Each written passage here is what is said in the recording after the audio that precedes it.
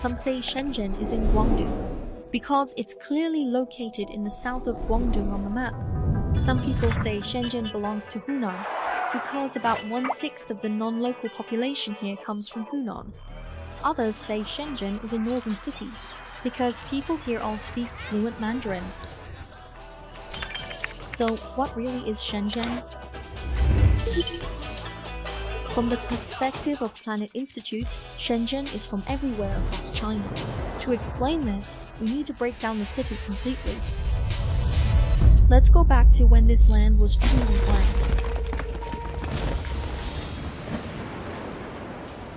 Yes, you're right. This is Shenzhen, once a vast ancient sea. Over the ages, with geological shifts, the sea came in and retreated. Volcanoes erupted and calmed. After millions of years, Shenzhen finally took shape as it is today. It's in southern China, covering a narrow area of nearly 2,000 square kilometers, which is about a quarter the size of Guangzhou. Terrain rises northwest to southeast, and connects to the sea from east to west by Dia Bay, Daping Bay, Shenzhen Bay, and the Pearl River estuary, south of the Tropic of Cancer. South China sea winds blow year-round, keeps warm, humid, green year-round. Shenzhen's city center sits by the sea, making it the closest coastal city among China's first-tier mainland cities. Above the ocean, 51 islands are scattered like jewels. The largest island, Neilingding, still has well-preserved South Asian subtropical plant communities. And it's also home to over 1,200 rhesus monkeys. 260 kilometers coastline at Land-Sea Junction. Sometimes, powerful waves carve out dramatic sea cliffs. And other times, gentle waves build soft sandy beaches. Those calm, sheltered bays are filled with lush mangroves. Protects over 100,000 migratory birds yearly. And it's the only national nature reserve in China located right in the heart of a city. On land, rugged hills and low plains split the area almost evenly. The Lianhua Mountains stretch over 300 kilometers from the inland to here. They branch into Qinyang, Huatong, Yangcai, and other mountains. Between the mountains, 310 rivers including Miaozhou, Shenzhen, and Guanlin flow in all directions. Their force forms plains and creates Shenzhen's richest lands for the future. So Shenzhen stands with its back to the 5 lakes of the mainland, facing the 4 oceans of the world. It seems destined that the power to change its fate will also come from every corner of the earth. Shenzhen's history is actually much older than you might think. Humans have lived here as early as 7,000 years ago. The pottery at Zhongchuling is their masterpiece, but remote, not until 214 BC. Qinshi Wang unified Lingnan, first large migration of Central Plains people here, to this land where ancient non-Yu people once thrived. Later, to escape wars, waves of Central Plains immigrants moved south. These pioneers from all corners of the country became the first force to change Shenzhen. People crossed mountains and rivers to get here, building new homes with their hands and wisdom. They fished, made salt, and farmed the land, built all kinds of houses, and formed Shenzhen's earliest towns. They built strong forts to defend against coastal pirates. The Daping Fortress is where Shenzhen's nickname, Peng City, comes from. These pioneers settled down in Shenzhen and kept blending with local clans, gradually forming a population dominated by Guangzhou and Hakka groups, who still keep traditional folk dances like the Killing Dance and Fish Lantern Dance. But by the 1990s, Guangzhou and Hakka people made up less than 10% of the population. This change came from the second force that shaped Shenzhen's destiny. In the spring of 1979, the first shot of reform and opening up echoed through Shekou. On this new land for mountain moving and sea reclamation, Shekou Industrial Zone was born, with its sights set on Hong Kong, just across the shore. At that time, Hong Kong had already risen as one of Asia's for tigers. But soaring land prices and labor costs were dragging its manufacturing industry into trouble, and nearby Shenzhen saw a chance to catch Hong Kong's businesses. In August 1980, China's first special economic zone came into existence. People from across China flocked to Shenzhen for opportunities. Shenzhen Speed, a floor every 3 days spread across China.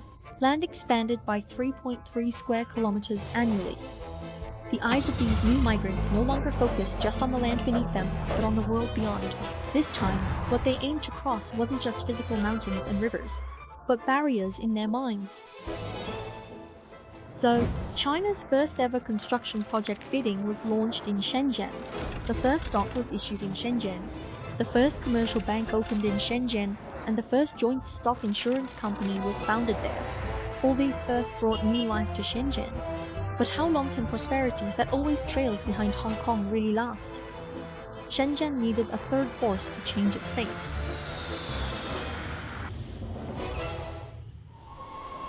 Even now, when online shopping is everywhere, Huawei, known as China's #1 electronics street, still impresses with its endless products and wild creativity.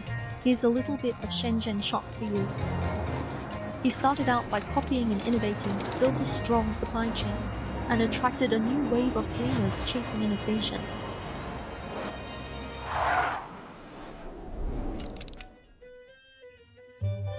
In 1998, at the 4th floor of SEG Science Park in Huawei, Ma Teng, a 5-year programmer, decided to be his own boss, developed an instant messaging app.